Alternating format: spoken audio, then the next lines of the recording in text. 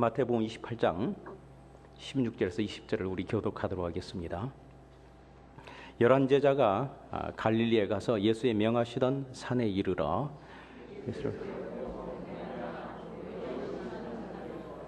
예수께서 나와 일러 가라사대 하늘과 땅의 모든 권세를 내게 주셨으니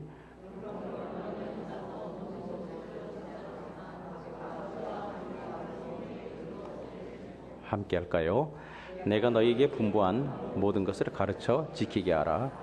볼지어다 내가 세상 끝날까지 너희와 항상 함께 있으리라 하시니라. 여러분 그렇습니다. 부활한 예수님을 만난 그 여자의 몇 명 일행들이 많은 사람들에게 이 사실을 전했죠. 물론 제자들에게도 얘기했죠. 예수님이 살아나셨어요. 그리고 하는 말이 갈릴리에서 우리가 전에 예수님과 만났던 그 갈릴리에서 우리를 기다리시겠대요. 빨리 가보십시다. 이 말을 전했습니다. 여러분 이 말을 들은 그 사람들의 반응은 어땠을까요? 전에도 죽었던 사람을 살렸던 예수님의 그 역사가 있었더라. 그런 기억과 그런 경험이 있는 사람은 분명히 관심이 있었을 거예요. 아시잖아요. 나사로의 그 사건이요. 정말 빨리 가보자 하고 그렇게 믿는 사람이 있는 반면에 또 어떤 사람은 웃기지 마라. 그게 말이나 되냐? 핀잔을 주는 사람이 있었을 거예요. 사실 예수님의 제자들도 예수님의 부활 소식을 얘기하니까 허탄한 소리로 여겼다 그랬잖아요. 여러분 예수님이 십자가에 못 박혀 죽으셨다는 그 사실은요, 그 당시 그 지역의 이스라엘의 모든 사람이 다 알고 있었습니다. 국가적인 차원에서 공개적으로 일부러 사람을 모아놓고 일부러 알리고 그래서 처형했기 때문에 그렇습니다. 그러나 부활의 소식은 그렇게 할 수가 없었습니다. 그렇게 전할 수가 없었어요. 국가적인 정치적인 차원에서 오히려 막고 있었습니다.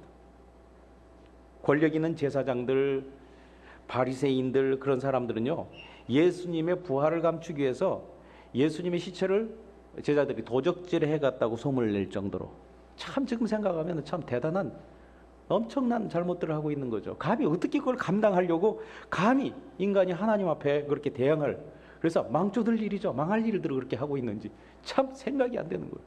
네. 여러분 한국 최초의 자동차 수출은요 1976년에 그때 남미 에콰도르의 그 포니, 여러분 포니 자동차 그거 기억하세요? 처음에 포니가 한국에서 만들어졌을 때 얼마나 이쁜지.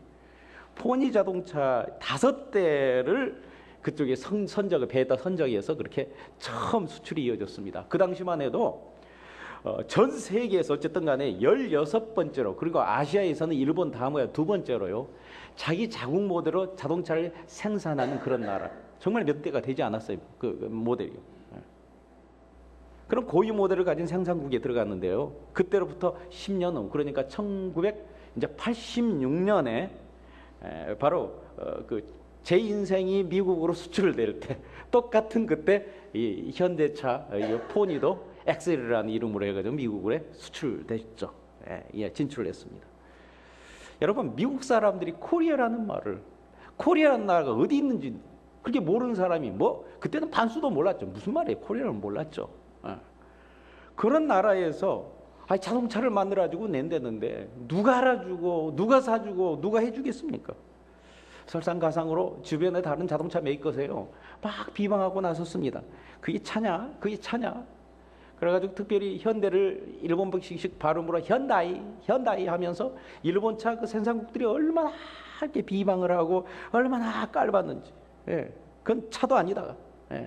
그래서 특별히 혼다가 기분이 나빴대요. 혼다나 현대나 비슷하죠. 현다이 하면서. 그래서 그런데요, 얼마나 비방을 했는지 그 비방으로 의해서 오히려 그때 현대가 알려준 거예요. 어땠는 줄 알죠? 진출 첫 해에 16만 8천 대를 팔려버린 거예요. 그건 대단한 거예요, 미국에. 지나 놓고 봤더니 그 비방이 큰 역할을 했다는 거예요, 아주. 여러분 주님의 부활 사건도 그런 거예요. 주님을 비방하는 자들이 떠들면 떠들수록 일단 예수라는 그 이름이 알려지게 됐습니다. 십자가에 못 박혀 죽었다는 그 사실을 알려지게 됐어요. 여러분 그들은 막 비방한다고 떠들었는데 사실은 여러분 아시죠? 예수님이 십자가에 못 박혀 돌아가셨다. 그게 복음의 반쪽인 거 여러분 아십니까? 그들이 복음의 반쪽을 감당해버린 거예요. 할렐루야. 예. 일단 예수라는 자가 알려지고 십자가에 달려 죽었다는 사실이 쫙 퍼지게 됐어요. 예수의 죽었단 말을 퍼뜨리려고요, 제사장들이 자기의 온 돈을, 그러니까 자기 자신의 돈을 투자하면서까지 그렇게 전파했으니 그 얼마나 그 기가 막힌 일입니까? 이렇게 많이 죽었다는 게 알려진 상태에서, 이미 반쪽이 돼버린 상태에서, 바로 이런 상태에서 예수님의 메시지는 전해지는 거예요. 어떻게 해요? 갈릴리에서 다시 만나자. 우리가 옛날 만났던 그 자리에서 다시 만나자. 그 말은 입과 입을 통해서 사람과 사람 사이에 전해지기 시작했습니다. 일단 그 말을 듣고 뭐? 죽었다는 사람이 살아났어? 하면서 굉장히 흥미로운 말이잖아요. 네. 너무 흥미로운 말이니까 그래? 그 양반이 살기만 했다면 보통 일이 아닌데 가보면 되겠죠. 그러나 믿지야 본전이니까 하고 그런 마음으로 그런 셈 치고 갈 수 있는 그런 건 아니었어요. 그렇게 쉽게 갈 길이 아니었었어요. 예수님을 만나기 위해서 갈릴리까지 간다는 것은요, 그렇지 않아도 지금 6월절에 큰 명절을 치르고 나서 피곤하기도 하고 할 일도 많았는데, 당장 해야 될 그런 것도 밀려 있는데, 그 모든 걸 제쳐두고 산과 개울을 건너서 그저 먼 곳을 가기에는 제법 시간이 걸렸어요. 어느 정도 거리인 줄 아세요? 예루살렘이라는 곳에서 바로 갈릴리까지 간다는 것은요, 제일 가까운 쇼컷을 따도 75마일이 걸렸습니다. 한국 거리로 110km. 다 걸어서 갔을 텐데 쉬운 일이었을까요? 며칠 전에 성도님이 어느 성도집에 저녁 마시러 갔는데 2마일 반을 56분이 걸렸대요. 걸어서 2마일 반, 76마일. 사람들은 발걸음을 재촉해서 갈릴리를 다다랐습니다. 가까워지니 지면이 오르락내리락 할 때마다 좀 높은 데 가면 가면서 또 쳐다보고 가면서 또 쳐다보면서 얼마나 마음이 설렜을 거예요. 다다랐습니다. 막상 거기 갔습니다. 갔더니 예수님이 계셨습니다. 할렐루야. 얼마나 감격이 됐겠습니까? 여러분, 전에 예수님이 십자가에 못 박혀 돌아가시기 전에 병을 고쳐주시고 오병이로 굶주린 사람을 먹이시고 죄지는 자에게는 선하게 살아라, 착하게 살아라, 손해보고 살아라, 오히려 도와주고 살아라, 이런 말씀을 이렇게 얘기할 때는요, 갈등이 없었습니다. 그러다 가끔 우리 주님이 그런 말씀하시다가 뭐라고 얘기하냐면은 내가 죽을 것이다, 그리고 3일 만에 부활이라. 이 말은 이해가 안 됐어요. 내가 집권자들에게 잡혀 고난을 당하고 십자가에 죽은 후에 3일 만에 살아나리라, 그리고 나서 갈릴리에서 만나자 하는 말을 많이 했는데도 불구하고 그때는 이상하다 하고 불평도 하고 그랬습니다. 그 중에 믿음이 없는 자, 좀 배웠다는 자, 이성주의자, 그런 사람들은요, 이 엄청난 주님의 말씀을 이해하고 터무니없는 말씀으로 인해서 어떤 사람은 시험이 들고 떠나고 어떤 사람은요 실망하고 떠나고요, 내가 3일 만에 죽고 부활하리라는 이 믿기지만 못할 그 말씀이 정말 그때는 그렇게 걸림이 되고 힘들었어요. 그래서 예수님이 그랬잖아요. 나의 말에 인하여서, 내 말로 인하여 걸려 넘어지지 않는 자는 복되리라고 얘기할 정도로 사실 예수님의 이 복음적인 말씀, 십자가에 죽고 다 산다는 이 메시지 때문에 걸려 넘어진 사람이 많더라는 말이에요. 그렇다는 말이에요. 그때는 힘들고 그때는 이해가 안 됐는데, 살아나신 예수님을 봤다는 그 자체 하나가 그 모든 것을 말끔하게 다 믿게 하는 계기가 된 줄 믿습니다. 예. 부활하신 예수님 그거 하나 확인함으로 말미암아 나머지가 다 믿어졌다는 말이에요. 여러분, 그렇습니다. 예. 정말 우리가 알아야 되는 것은 그 뭐냐면은요,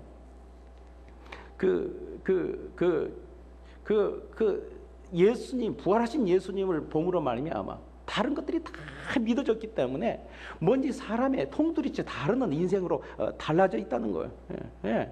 그동안 예수님이 하신 말씀이 보지 않는 말씀까지도, 긴가민가 하는 말씀도 다 이해하고 믿게 됐어요. 예수님 말씀 중에 천국과 지옥의 얘기도 다 믿어지고요, 예수만 믿으면 지옥을 면하고 천국으로 구원된다는 말도 속 시원하게 이제는 의심할 필요도 없이 다 믿어졌습니다. 부활하신 예수님을 만났다는 그 자체가 나머지를 다 클리어시켰다는 거예요. 여러분, 이제는 억지로 예수님의 제자가 되는 게 아니라 그냥 덩달아서 그냥 자원하는 심정으로 예수님의 삶을 살게 되고요. 이제는 그냥 내가 어떻게 거룩한 삶을 살고 아름다운 삶을 살려고 노력하기보다는 그 믿음 가운데 그렇게 살게 되었습니다. 어쩌면 자기가 자신을 봐도 대견스러울 정도로 그런 자존감 넘치는 그런 삶을 살 수 있는 에너지가 흘러 넘쳤다는 거예요. 그 얘기로 말미암아. 여러분, 그러므로 우리가 여기서 꼭 우리가 짚고 넘어가야 할 중요한 포인트 하나가 있습니다. 그것은요, 그리스도의 죽으심과 부활만 믿을 수 있다면은 이 성경에는 온갖 모든 것들이 다 믿을 수 있는 줄 믿습니다. 그러므로요, 부활을 믿지 못한다면은 다른 거 아무리 알아도 이거 다 의심만 될 뿐입니다. 그러므로 오늘 본문에 나온 사람, 갈릴리까지 온다는 거 쉽지 않았지만은, 그렇지만 고생하고 온 보람이 있었습니다. 왜냐하면 부활하신 주님을 만날 수 있었기 때문에, 그래서 주님이 하신 모든 걸 다 믿을 수가 있었기 때문에요. 여러분들도 새로운 차원의 그런 인생이 시작되기를 원한다면은 첫 번째로 예수님이 공식적으로 만나고자 하는 장소에 나가시면 됩니다. 이 사람 때문에. 여러분, 믿음이라는 것은 시간이 가면은 관록처럼 쌓여진 게 아닙니다. 믿음은 흐르는 거예요. 믿음은 채워지는 거예요. 계속 더 많이 쌓이지 않으면 흘러나가고 없어지는 말라버리는 것을 통해서 흘러나가기 때문에 그렇습니다. 시간이 많이 가면은 믿음을 더 채우지 않으면은요, 믿음은 더 말라가게 돼 있습니다. 그렇지만은요, 부활하신 주님을 만나는 그런 영적 사건이 있으면은 신앙생활 3년밖에 안 된 초짜들도요, 다 믿어져서 믿음이 채워지고 흘러 넘칠 줄 믿습니다. 신약 연적으로 보면은요, 오늘 본문에 나온 제자들요, 3년밖에 안 된 그런 새신자입니다. 제가 보기에는 오늘 이렇게 모인 사람이 많이 모였지만 여기서 신앙생활, 교회 나온 지 3년보다 덜 된 사람이 있으라면 maybe 한두 명 꼽고 있을 거예요. 여러분 모두가 3년 이상 된 사람입니다. 제자들도 부활의 주님을 만나고 그런 어포스를 제자가 될 수 있을 만큼 계기가 됐다면 우리 모두도 그렇게 될 줄 믿습니다. 그러면 우리도 믿어야 할 것이, 정말 믿어야 할 것이 믿어지는 믿음의 어떤 사람이 되기 위해서는, 그런 믿음이 생기기 위해서는 오늘 본문에 나온 사람처럼 예수님이 공식적으로 만나주겠다는 그 장소로 우리도 나가는 그런 일이 있어야 됩니다. 그 장소가 어딘가요? 퍼블릭하게 만나고자 하는 장소가 어디예요? 여러분 중에 혹시 그동안의 여러 가지 환난이나 고통이나 어려움 중에 원치 않는 일로 말미암아 믿음이 흔들리고 믿음이 약해져 있다면요, 예수님께서 만나 주시겠다는 제정하는 공식적인 장소로 가시기 바랍니다. 그게 어딜까요? 교회인 줄 믿습니다. 교회의 원래 그림자의 모양이에요. 성막도 보면 뭐라 그랬죠? 미팅 텐트. 그래서 뭐라 그랬죠? 내가 거기서 너와 만나겠고, 우리 하나님께서 하신 말씀입니다. 이 교회가 우리를 만나주시는 공식적인 장소인 걸 믿으시기 바랍니다. 여러분, 교회에서까지 주님을 못 만나면은요, 다른 데는 불가능합니다. 아무 생각 말고 이 교회에서 주님을 만나시기를 축원합니다. 교회 오면 주님이 계시기 때문에 결국 꾸준히 교회 나오면 우리가 좀 우둔하다 할지라도, 영적으로 답답하다 할지라도요, 반드시 우리 주님을 만날 수 있습니다. 왜냐하면 우리 주님이 우리를 만나시길 원하시기 때문에. 그런 찬양 가사가 있잖아요. 주 오늘 여기 계시오니 다 와서 주의 말씀 듣게. 지금 우리 그거 하고 있는 거 아시나요? 그러므로 교회가 참 중요합니다. 교회를 잘 세워야 됩니다. 왜냐하면 우리 주님 만나주는 장소이기 때문에 교회를 잘 지켜나가야 됩니다. 교회를 더 든든하고 더 아름답게 키워나가야 됩니다. 저는 꿈이 있습니다. 정말 꿈이 있어요. 정말 영적으로도 든든한 교회, 아름다운 교회, 그리고 어떤 사회적인 영향이 있는, 어떤 영적인 흐름이 있는, 영향이 있는 교회, 그리고 어떤 문화적으로도 좀 떨어지지 않는 교회, 그래서 귀한 교회 우리 만들기를 원합니다. 여러분 함께 이루고 나가십시다. 그렇게 하십시다. 이런 로컬 처치 말고도 좀 구체적인 교회가 있는데, 더 이렇게 세심하게 좀 세부적으로 이렇게 하시는 그런 그 맞춤성 있는 교회가 있는데, 그것은 바로 뭐 다락방, 소그룹 뭐 그런 건 줄 믿습니다. 큐티 모임 그런 것인 줄 믿습니다. 뿐만 아니라 우리 가정이 교회가 되어야 하는 줄 믿습니다. 가정에 들어가면 예수님 만나야지. 맨날 거기 가면은 힘들고 어려워서 부부싸움하고 그러면 안 되잖아요. 우리 주님을 만날 수 있는 그런 가정이 되기를 다시 한번 축원합니다. 뿐만 아니라 우리 개인도 주님을 만나는 성전이 되어야 되고, 차를 타고 나면은요 다른 거 틀지 말고요, 주님 말씀 듣고 주님 말씀 묵상하면서 그리고 움직이는 교회가 되길 주님의 이름으로 축원합니다. 예, 그래요. 자, 부활하신 주님을 만나게 됨으로 모든 것이 미뤄졌던 그들에게요, 참 그 순간은 딱 주님을 만났을 때는요, 세상과 나는 간 것 없고 뭐예요? 구속한 주만 보인다는 그런 고백이 나올 만큼 아주 퓨어하고 정말 의심 하나 없는 것, 믿음이 있는 어떤 순전한 바로 그런 믿음이 있었던 바로 그 순간, 그때에 드디어 그때에 그 갈릴리 예수님이요 몇 마디 말씀을 해주셨습니다. 그 말씀 너무 기가 막혀서 듣는 사람과 하여금 새로운 삶을 출발할 수 있는 그런 파워 있는 말씀이셨는데, 그 말씀을 한번 우리 함께 이제 보기로 하겠는데 18절 한번 읽어보십시다. 시작.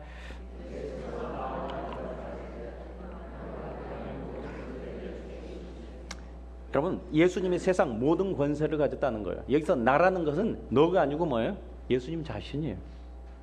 그렇습니다. 하늘아버지께서는요 모든 고난과 고통을 통해 감당하고 부활한 예수님께 그런 세상에, 온 세상의 모든 주인이시며 권세인 모든 것들을 다 주셨습니다. 예수님이 이렇게 말씀하시는 것을 이미 부활하는 그 모습을 본 모든 사람들이요 하신 말씀을 다 믿게 됐어요. 저도 믿습니다. 예수님이 이 세상의 주관자라는 걸. 여러분도 믿습니까? 예, 다 핸들할 수 있습니다.